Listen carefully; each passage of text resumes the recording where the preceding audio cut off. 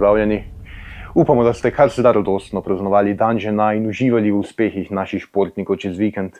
Mi pa seveda gremo naprej. Čas nas je pripeljal v nov teden, ko nas čaka Gregorjevo in tretjeletnike čaka odlet gledališke predstave Frankenstein. Kot rečeno, je ta teden na vrsti praznik Gregorjevo, praznik ljubezni, zato je DRT za vas pripravil Gregorjev teden, tako kot vsako leto. Od torka do četrtka boste lahko ljubljenim sošolkam ali sošolcem ali pa tudi profesorjem napisali majhna pisnica pozornosti. Teden se bo zaključil v petek z deljenjem pisemc, znesek za pisence pa znaša 1 evro. V ponedeljek 17.3. bomo na naši čudoviti šoli gostili finale šolskega državnega prvenstva odbojke za dijakinje. Zato bomo na naši šoli izbrali skupino navijačev Gimnazije Celje Center, ki bo naše odbojkašice podprla na glasen in športen način.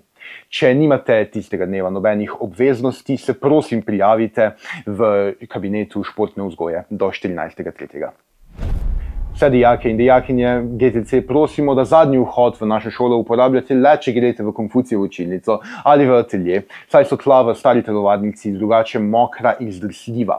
Če staro telovadnico pa lahko še vedno greste, če uporabljate šolske copate. Tudi ta teden imamo za vas nekaj anket, ki jih najdete na Microsoft Teams, za katere prosimo, da si vzamete nekaj časa in jih rešite. V Mladinskem centru Celje se še vedno izvaja projekt Mladi učitelj, namenjen pomoči dijakom pri predmetih fizike, matematike in kemije. V primeru, da bi vas to zanimalo, lahko najdete več informacij na Microsoft Teamsih, prvo srečanje pa bo v MCC-ju ob 15. uri 11.3.